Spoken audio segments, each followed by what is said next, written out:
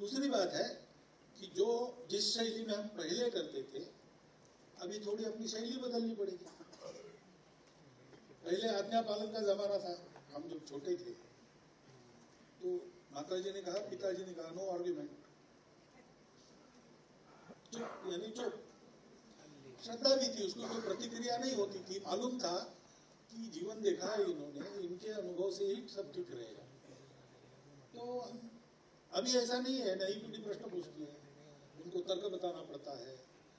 जो सारा भौतिक साधनों से प्रचार का मारा उन पर होता है, उसमें से भूल भुलैया उनसे उनको बाहर निकालना पड़ता है। तो एक तो बहुत अधिक अपनापन देने की जरूरत है, समय देने की जरूरत है और संवाद करने की जरूरत है। डिक्टेशन नहीं, डिस्कशन, ऑर्डर नहीं, कॉन्सेंसस। आज परिवार में बातचीत बंद हो गई है। अपना मोबाइल, सब लोग ऑफिस से पति पत्नी दोनों आते हैं, बच्चे भी स्कूल से आते हैं, भूख लगी है इसलिए कुछ खा लेते हैं। हर एक आदमी अपना मोबाइल लेके बाहर से मिलने के लिए आ गए, उनकी भी सुननी है ना। ऐसा आपका भी अनुभव है। इसको बदलना पड़ेगा तो समय मिलेगा। समय मिली तो बात होगी, बात में गपशप होगी तो बच्चा खुलकर कुछ बोलेगा। बच्चा अपना कितना भी दूर चला जाए, जीवन में उसको अनुभव जरूर आता है कि हमारा अपना क्या है, इसका महत्व दुनिया में है।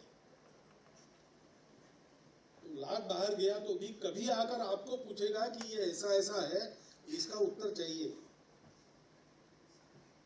क्या है, हमको जैसे पूछते हैं, विदेशों में तो पूछते ही है कि भाई ये बंदर के मुख जैसा भगवान और हाथी के मुख जैसा भगवान, ये क्या मामला है। अब वो घर में आके पूछते तो घर में पिताजी को पता नहीं, माताजी को पता नहीं। टेक्स्ट बुक में आना चाहिए, ठीक है, टेक्स्ट बुक में आना चाहिए, कोई बात नहीं, लेकिन टेक्स्ट बुक पर बच्चों को छोड़ देना है क्या।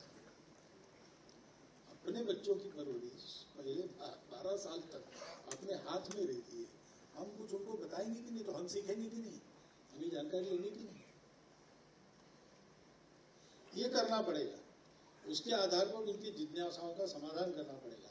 जो हम उनको बताएंगे वो अपने जीवन में उनको दिखना चाहिए।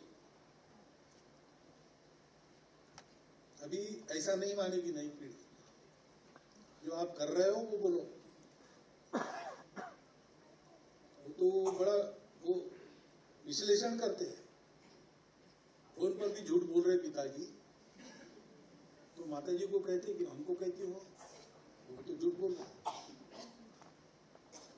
क्योंकि आईक्यू बड़ा है, ईक्यू नहीं बड़ा है अभी, इसलिए चलेगा।